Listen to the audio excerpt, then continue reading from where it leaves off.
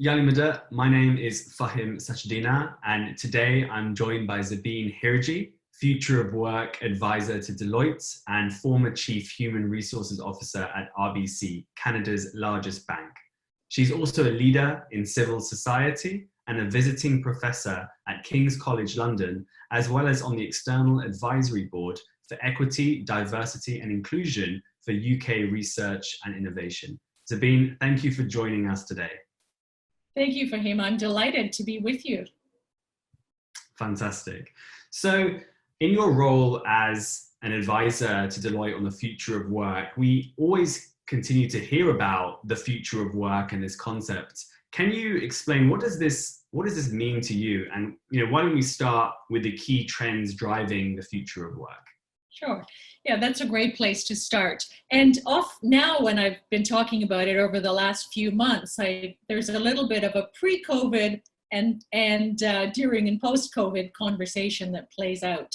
So three trends really. First one, which I think everybody jumps to, is technology. Clearly, that is the biggest driver of what's changing the nature of work. And the way that I like to think about it, it's really about this fusion of technology and humans, and how we can use technology to do what machines can do better, and really use humans to do the kind of work where we have those skills and capabilities are not replicable by machines. And so I don't see it as a human versus machines. Ultimately, the aspiration here is that it becomes that fusion. And of course, it's leaders who are making those decisions ultimately, and the choices that are made that will determine that. But as I think about, so what does that mean for work? It doesn't matter what role you're in. Often we think about roles that are more repetitive and routine. They can be easily automated, which is true. But even you take a role like a radiologist, and there was a study done, or not study, but work done in California, where AI actually did a better job, more accurately read MRIs, and in making the diagnosis. And so that doesn't mean that we won't need radiologists anymore, but what it means is the radiologists will now have the time to interact with humans, but they're not necessarily trained on that. How many of you have actually talked to your radiologist if you had any scanning done? And so they're going to have to learn new skills. The second trend is demographics. A lot I can talk about there, but as I really try to focus on what does it mean to work, there are a couple of trends I would point out. One is just the multi-generational workforce. We have Generation Z just entering the workforce, the millennials, of course, that we talk about a lot, and then you have Gen Xers, you have boomers, like myself, and then you have the generation that came before me. But the most fundamental demographic change is longevity. People are living longer, and people are projected to live even longer. And you often hear about this concept of the 100-year life, which actually came from Linda Grattan, UK-based professor. And so what that means is, because we're going to live longer, we're going to work longer. And this pattern of go to school, go to work, retire, and play golf is no longer the norm. That once and done model is done. We really are now in a place where the first 20 years or so will be focused mostly on learn, but then people will be working and really pursuing personal interests, coming in and out of the workforce for a much longer period of time. So a lot of implications for organizations, but certainly for all of us as workers. How do we actually learn continually in our lives to really make this possible? And the third one is changing societal expectations. Society is expecting more from business. They're expecting business to really have an impact beyond the bottom line, to make a social contribution, and this notion of profits with purpose. Mm. So a lot of implication for organizations, but as I think about what does this mean for individuals, and particularly within our community where volunteerism is much more part of our DNA. And as organizations look for people that are aligned with their purpose and the greater good that they're pursuing, I think that individuals that have had volunteer experiences and have it in their DNA will really be able to show that values alignment in organizations. So those are the three trends: technology, demographics, and changing societal expectations. Well, thank you so much, Zabeen. That summary of technology, the demographic changes, and changing societal expectations merged with profit and purpose are some really fantastic areas that we are seeing in society in the 21st century. In the past 3 months, we have come across and had COVID disrupt and impact our lives. So how has COVID impacted or accelerated or decelerated some of these trends that you just touched upon? Yeah, that's a great question, and I've been having a lot of conversations with businesses, governments, as well as individuals around this. And you're so right in saying there's an acceleration and there's a deceleration, and there's some entirely new things that have popped up that we didn't even conceive of before.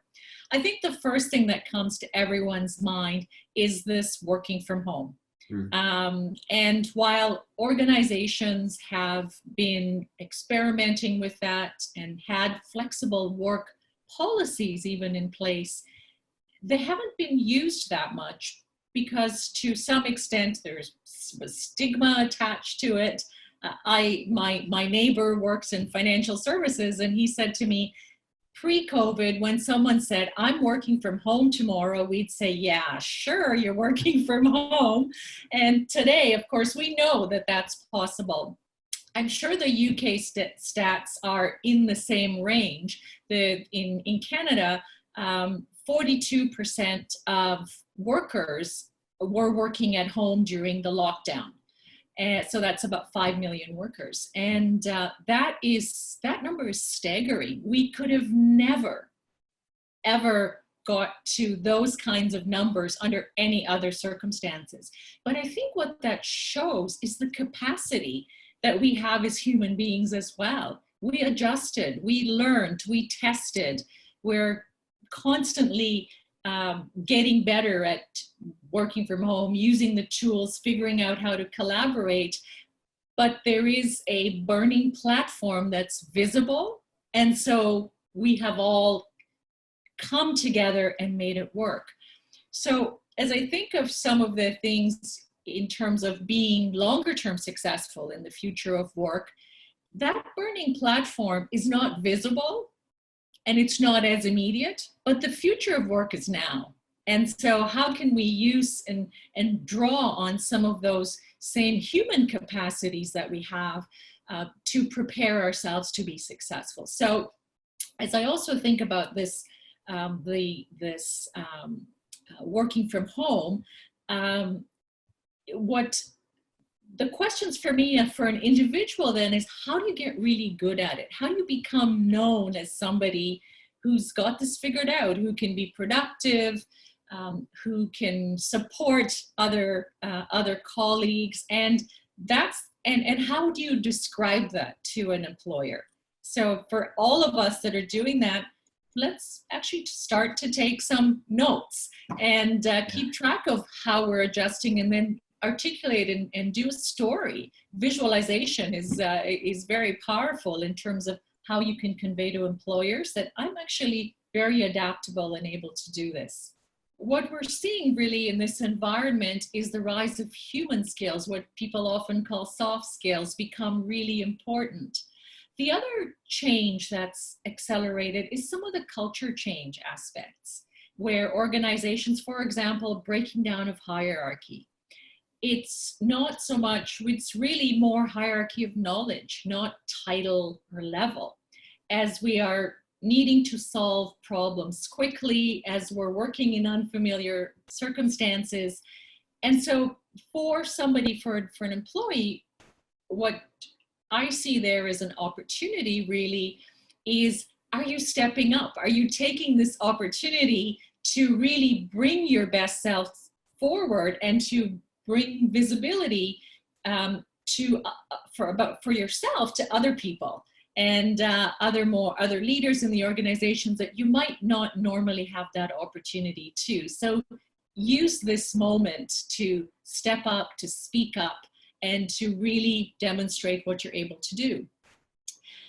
The other thing, and this actually was a client in the UK, this is an information company, a global company, and one of the things he said, we just have to get things out the door and then iterate. So this is that notion of done is better than perfect. And so the entrepreneurial skills and really being comfortable taking risks. And many of us come from entrepreneurial roots, certainly in terms of our parents, and new immigrants often have strong entrepreneurial mindsets. And it's one of the reasons they've actually taken the risk to go to a new country often. And so how do we draw on those and demonstrate those entrepreneurial skills that maybe are less visible in the previous setup? And the final thing I would say in terms of what's happening with COVID, what I'm hearing from people is, I love the humanity. I love being invited into people's homes. That never happens. You see little bits and pieces about people that you wouldn't have known. You see children, you see pets, and all of a sudden we're just more human, and being human is back in. And so what does that mean to skills, and how will we carry that forward into the workplace? Absolutely. I totally agree, especially regarding the point on making, or at least technology enabling people, organizations, institutions to be more human. And being on a Zoom call, being able to learn FaceTime and WhatsApp video calls so that grandparents can still interact and have that human connection with their families or their brothers and sisters who are in a different part of the world, just wouldn't have been as popular, or as they wouldn't have picked up those skill sets had what has happened not had been in the situation that we're in. So I think that there is a lot of adaptability in skill sets and opportunities for people to learn some of the new ways of working, and not just ways of working, but just ways of life, and the way that we interact with others, and the way that we speak with others and connect in a way that we would never have connected in a way before. But your point around this, what I would pick up, the thread I also pick up there, is that's what lifelong learning is about. It's not about going to school full time for 3 years only. That's a part of it. But learning can be done in so many different forms. And when you're doing these things, you're developing your curiosity, you're actually feeding your curiosity. You have to adapt and work in different ways. And the knowledge that can be picked up is phenomenal. And it also goes back to, let's use this time. 10 years from now, when someone says, what did you do in 2020 during COVID? I keep asking myself, I want that list to have some things on there where I've learned things that I wouldn't have otherwise. And along with, there's a few other categories, but learning is definitely on that list. Absolutely. I'm hearing so many stories of people picking up skills that had been at the bottom of their to-do list or bottom of their bucket list, and they would never have got round to it had this time not been present. They would never have learnt that coding language or programming language. They would never have picked up that book. They would never have learned that creative skill of painting or baking. So having the opportunities to do that and taking advantage of them now means that that overall people will become more well-rounded human beings. And I think in the education sector, there has been a big push to introduce creativity into schooling and into the education curriculum. And there's this concept of STEAM. So we talk about STEM and science, technology, engineering, mathematics, but there is also the arts, the liberal arts, drama, public speaking, presentation, communication skills that all can have a conceptualization of creating a well-rounded human being, someone who's going to have a positive impact on society. And we do a phenomenal job within our community of highlighting and promoting activities that allow people to be more well-rounded. And I think now numerous other institutions or people and the wider society are getting involved in improving themselves, in becoming healthier, in learning new skills and taking part in lifelong learning. And Hazar Imam in 2008 said that learning, or the ability to continually learn, is going to define what is one of the most important skills of the 21st century and beyond.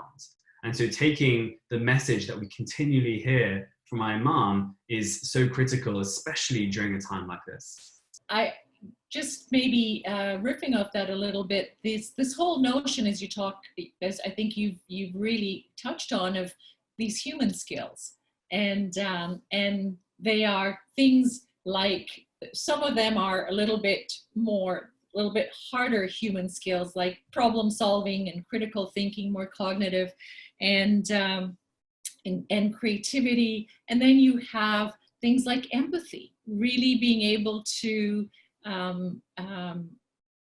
put yourself in someone else's shoes. And so much work today, if you think about design thinking, for example, which is applied for customers, for employees, for citizens, that's really what it's about. It's about having empathy and understanding what those who you are serving are actually looking for, and building the experience around that. Collaboration, teamwork, absolutely. And how do you do that in an environment where you don't physically connect? But to your point, we have been able to do it. For example, what we're doing here today would not have really happened had we not become so comfortable with this technology and known that, whether we're sitting in the same room or 5,000 miles apart, doesn't really matter. So this knowledge sharing, which is also something critical to organizations and something the Imam has talked about a lot, how we share knowledge, learn from each other. Both you and I are going to leave this discussion having learned something, having really broadened our mindset, and being curious about things that we want to follow up on. And so those skills are really what I say is the soft stuff is the hard stuff. And they are the power skills that are enduring, they're transferable. I had a long career at RBC, and I worked in many different parts of the organization. I started in the retail bank, I worked in the operations, technology, credit cards, before I went into human resources and communications and corporate citizenship.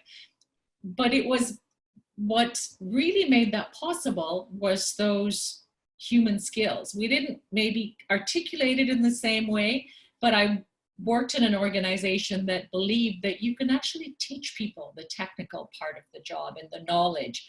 And what you become known for is somebody that can learn fast, somebody that's curious, somebody that can adapt.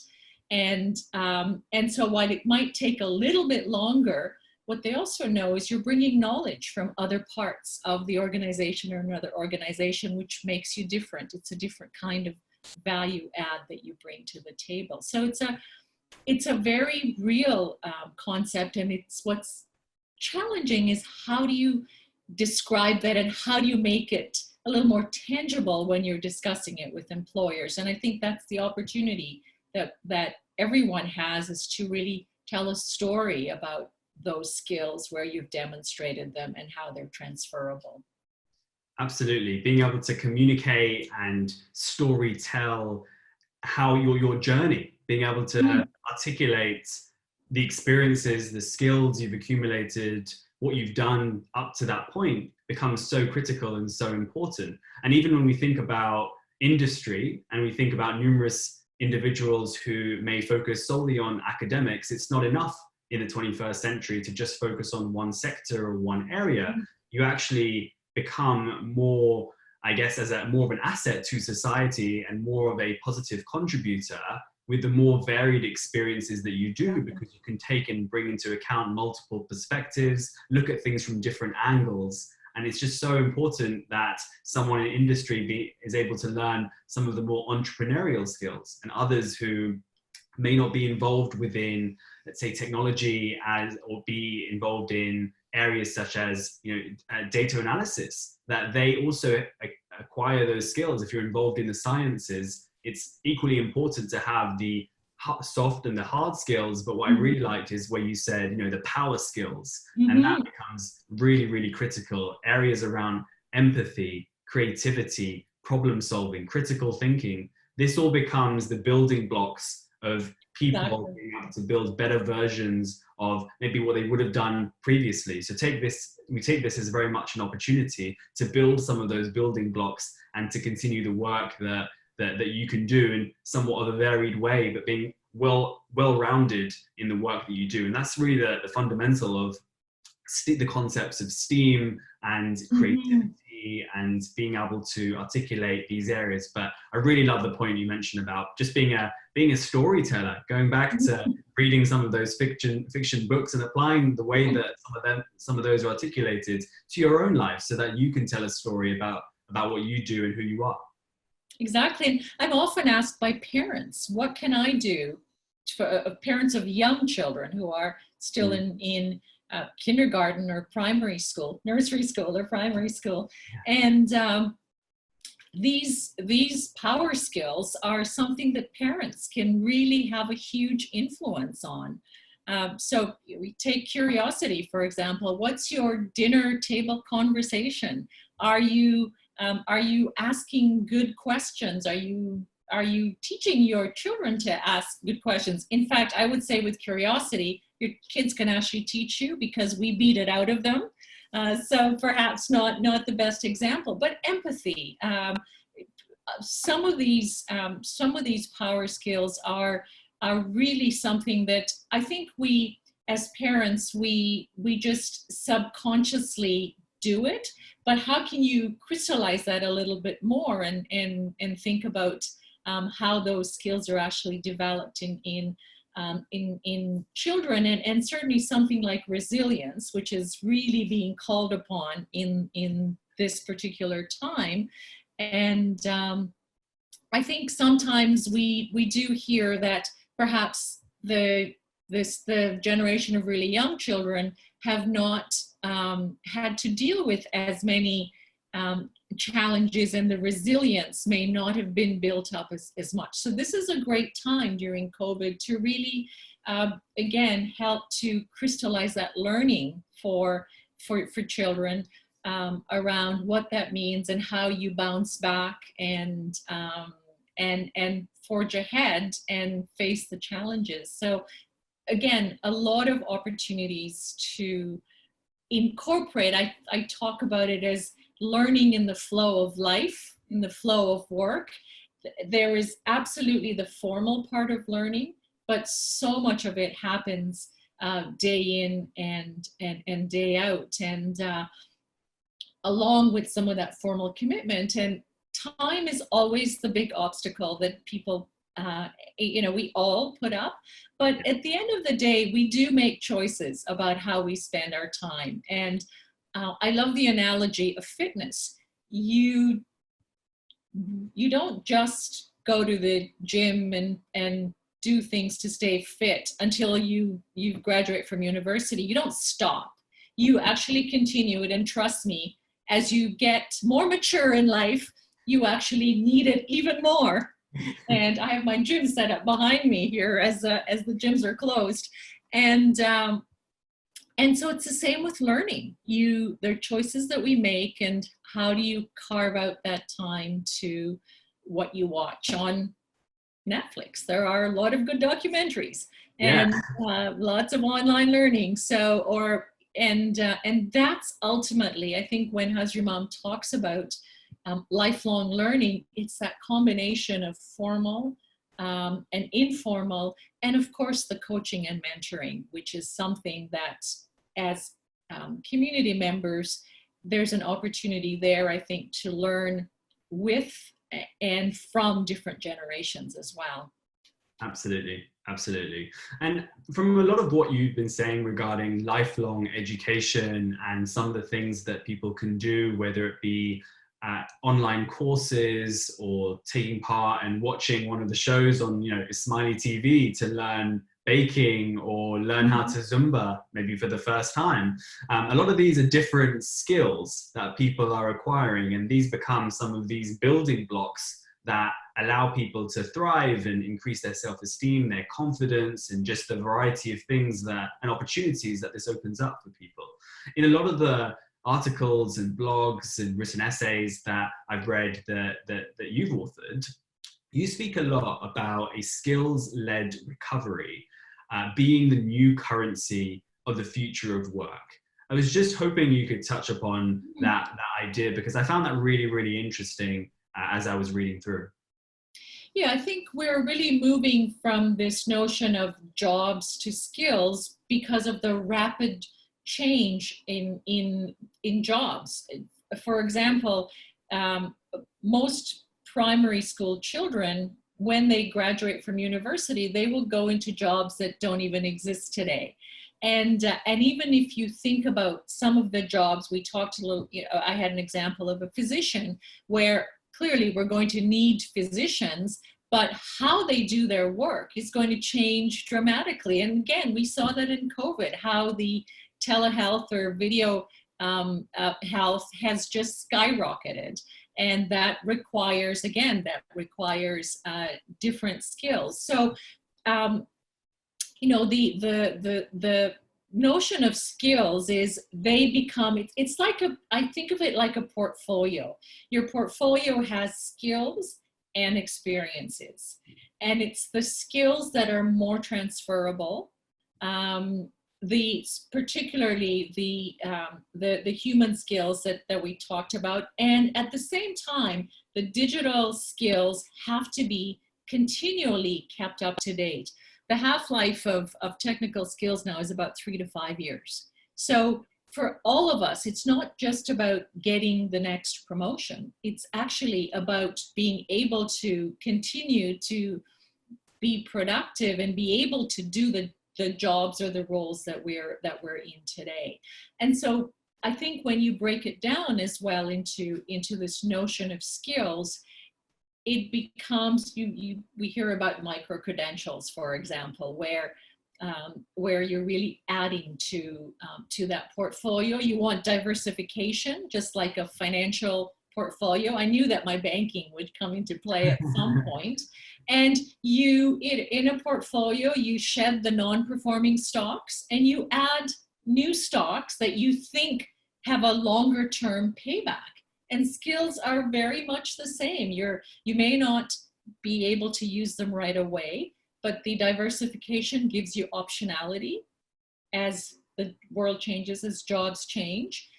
The fact that you're constantly pruning and adding is the kind of skill that you need for your careers. And most of us, we review our financial portfolios at regular periods of time, and we have a couple of action items, and we may work with an advisor, which is a good idea as well from a career point of view. And I often say to people that our work is actually more, in many ways, being able to optimize what we do and what we earn and how that's managed is really the most important financial decision you're making as well.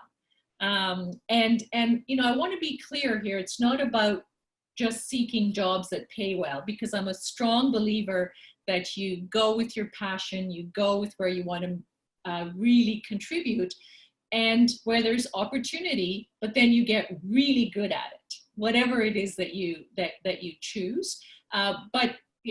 So it's not so much about absolute amount, but the choices that you make and how you bring your skills to bear has the biggest impact on the quality of life, as well as your future. And I think typically we don't really spend very much time on that, and take that time to step back and to reflect, which many of us have a little bit more time right now. So why not step back and say, what is it that I want to be doing in my work life for the next 5 to 10 years?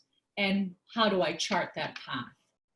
Absolutely. And I think we're seeing a big rise, even in the UK. We are seeing 83% of people wanting the option to be able to work from home, from a study done by a really large consultancy in the UK.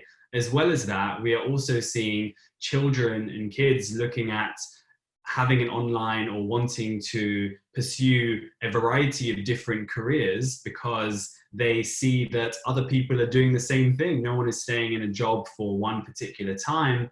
And we are seeing this kind of growth in the amount of people wanting to kind of take control of their own destiny, in wanting to set up their own businesses. We are now seeing teenagers, there's been a huge rise, I think 72% from a recent study conducted, of teenagers wanting to run their own businesses, their own enterprises, and be in charge of their own destiny.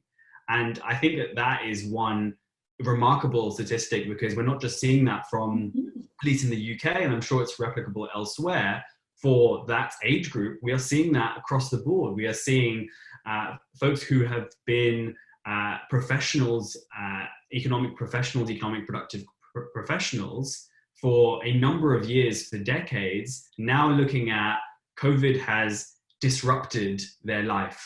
But how can we turn that disruption into an opportunity to do something that they would never have done or had the opportunity to do had it not come into their life when it did?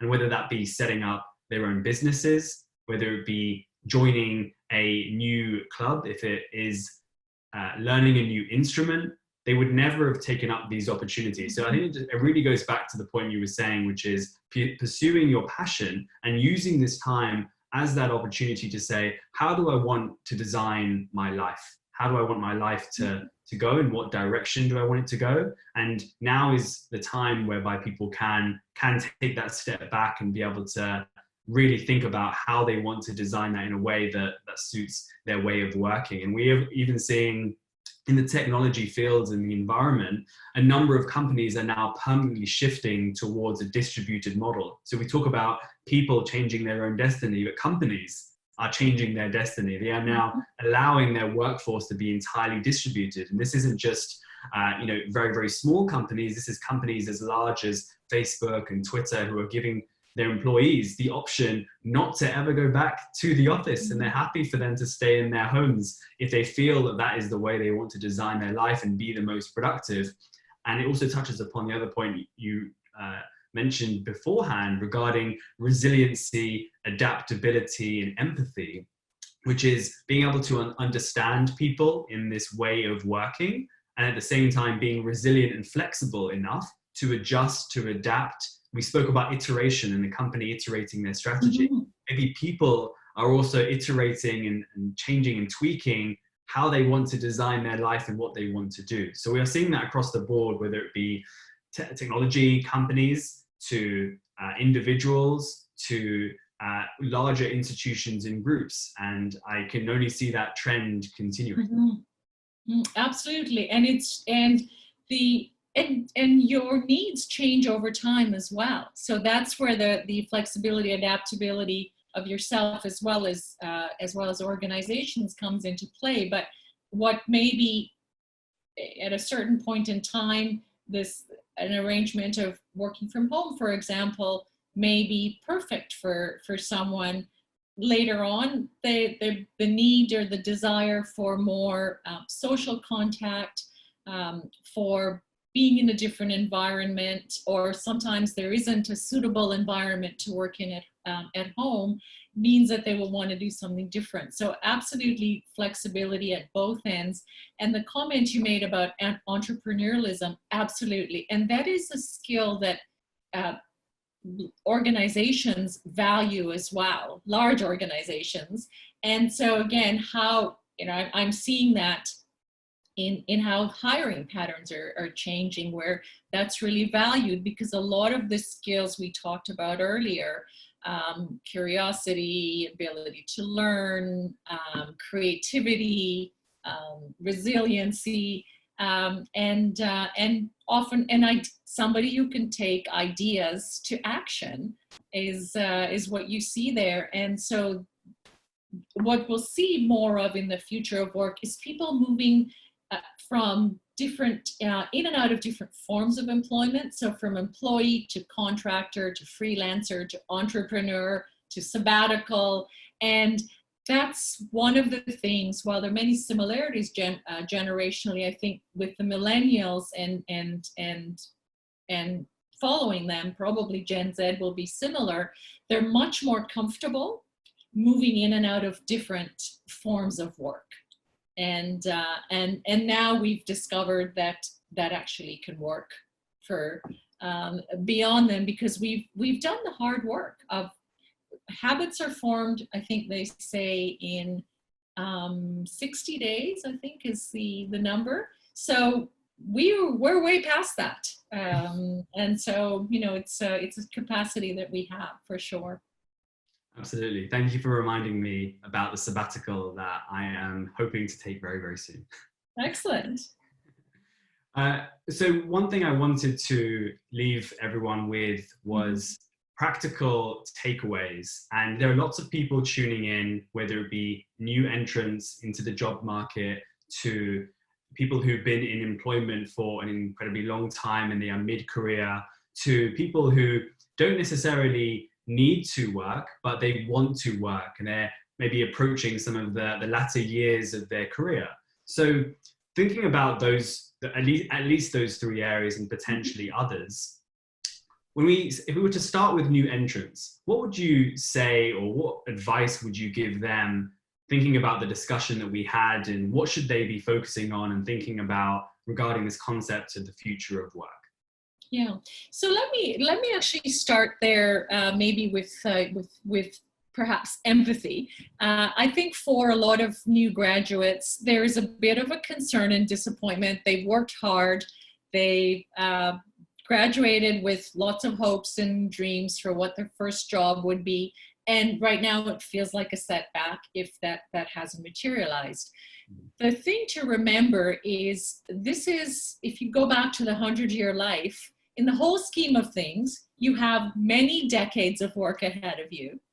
And so how can you use this moment to really step back and reflect on what it is you want in the next decade of your work life, and adjust if you need to, take the opportunities to upskill, to build that portfolio that actually allows you to do something a little bit different that you perhaps weren't quite as prepared to, or really get ready to when the time comes to enter into the workforce.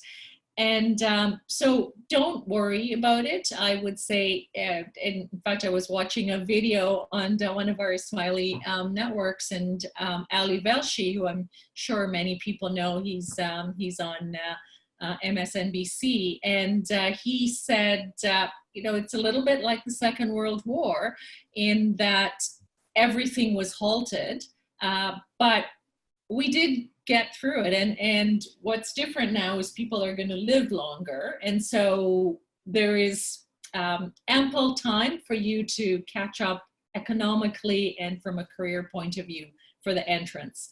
But what I would say is start building out their portfolio, work experiences, and volunteer experiences.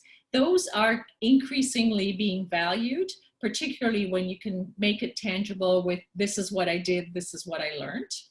And when you see a job opportunity, think about, what am I going to learn? Not what are my friends going to think? What's it going to look like on LinkedIn? I'm not in the same job as my buddies from my class.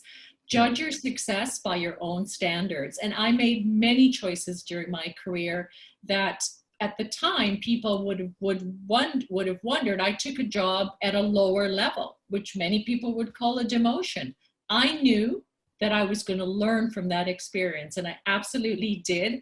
And I made up for it over time. And I just ignored what I knew would be the water cooler chatter around what happened. Is she off the career track? What's going on?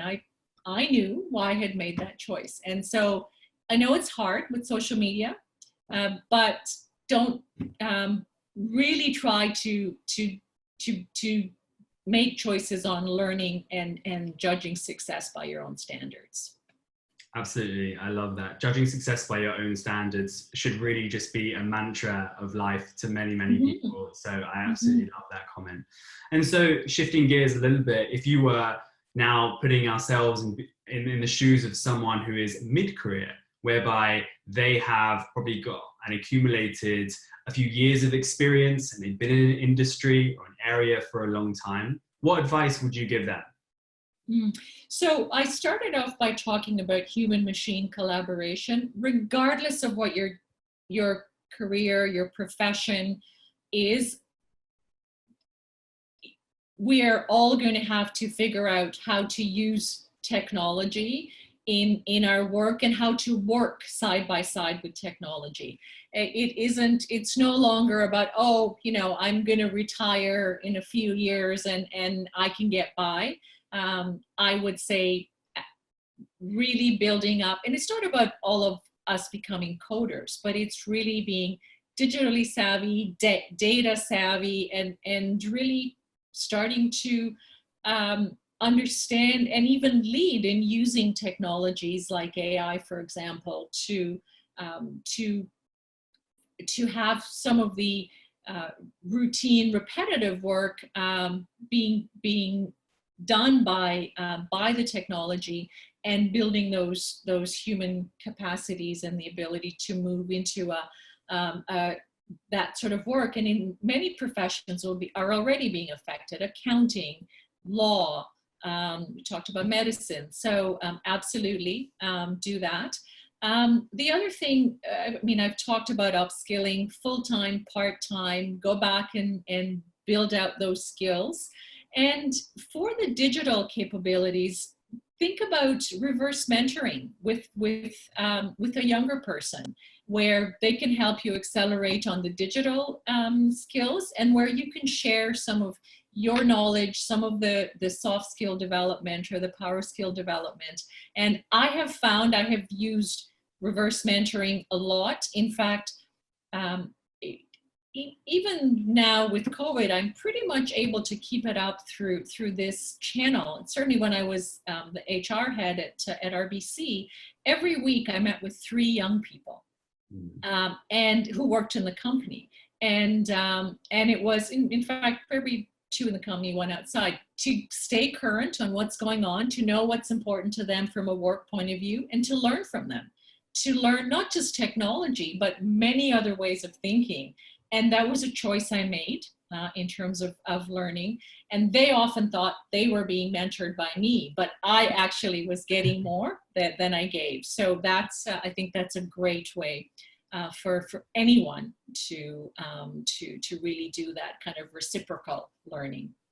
Absolutely. I love the idea of reverse mentoring. I think it's a really, really good concept that more people should think about applying as a way for them to learn and upskill. And we talk about, there's one way to upskill, which is you can go back to school full time, but that might not be an option for some people with children, or due to family circumstances or other external circumstances. But doing the small things, and at times having conversations with people who you typically wouldn't have conversations with, different age groups, different demographics, different parts of society, you will learn so much more from that than you would at times from picking up your Sunday newspaper. So having these different perspectives and these conversations can open up so much more possibility and opportunity. So even the small things really count in that respect. Yeah.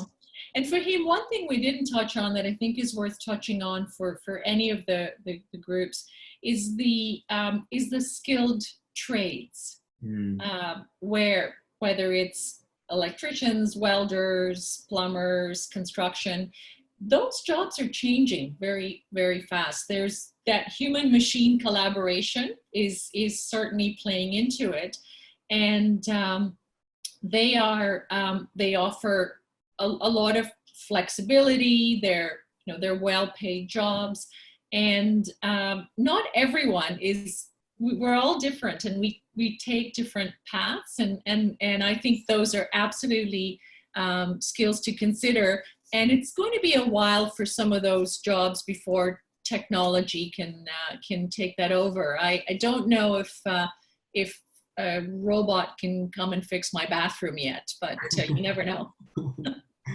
You never know. There might be a young Ismaili building that right now. Yes, exactly. Great, fantastic. And for those who want or are maybe approaching near the end of their, let's say, professional career, but they still have the energy, the passion, the want to carry on working and contribute to society, what advice would you give them, even leaning on your own experiences from spending a partial amount of your time at Deloitte? I think people would love to hear about some of those areas and experiences too. Yeah, I think this concept of portfolio is one that I really like. So I have a what's often called a portfolio career. I actually call it a portfolio life. And so I spend 25% of my time in sort of the commercial business end as an advisor to Deloitte, and I sit on the as a non-executive director on the board of a retailer. And the rest of the time, I work. I do pro bono volunteer work in government, not-for-profits, and academia. And for me, I love to learn. So I know I have to be doing that. It allows me to contribute, and it allows me to bring, in terms of my experience, I would say it's the knowledge, but it's the relationships that I bring to bear, where I'm actually able to make connections across sectors. And if I'm working with, in the academic side, I work with a social innovation hub of a university, and they were doing this fantastic project with actually micro-entrepreneurialism with refugees. And so I was able to connect him to somebody in the not-for-profit sector, somebody in the government sector that are interested in these areas. And something may or may not come out of it, but it's really the making those connections is a big part of what I feel I bring to the party. So what I would say here, and some people need to work and for the financial reasons, and some people do it because we want to be contributing and have a lot to offer. And so regardless of how it's done, think about how you can prepare for it. And to me, while I didn't do it consciously, the relationships and being very involved externally beyond my RBC world were probably critical. So that's a little bit of the prep part. But for people in that age group, I think about working from home. That might open up a whole new possibility. Sometimes mobility might be a little, might be a bit of a barrier, and so get really good on some of those digital skills and ability to use all the tools, and there might be a whole set of new opportunities that comes through the working from home. And there are probably a lot of skills that people have, and they may just need a platform to show those skills. And social media, to a lot of the video technologies that are out there right now, to other remote working style tools, just allow you the opportunity to have a platform to teach others, to connect to others. And there could be opportunities knocking at your door right now. And if you were to just learn some of those skills in fast forward 6, 12, 24 months, you'll see some of those results, or you'll never believe how much progress you've made within that time, from just having that kind of courage and confidence to take up some of those skills or learn something new that you hadn't done before, to engage with people in a completely different way. And especially as we move to a more distributed workforce where people have autonomy and ownership of their life and how they want to design their life, all of these skills and these areas and these tools will just feature a lot more prominently as we kind of go towards this human machine collaboration. So make the machines work for you rather than the other way around. Yeah, and I would say that this notion of judge your success by your own standards kicks in as well. There are choices you may not, you're likely not going to be in the same kind of role with the same, whether it's pay, whether it's prestige, whether it's visibility, and that's just fine.